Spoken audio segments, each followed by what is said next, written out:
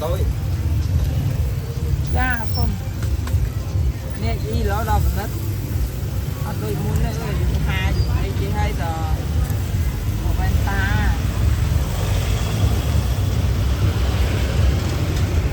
con đi ăn muốn con nó về từ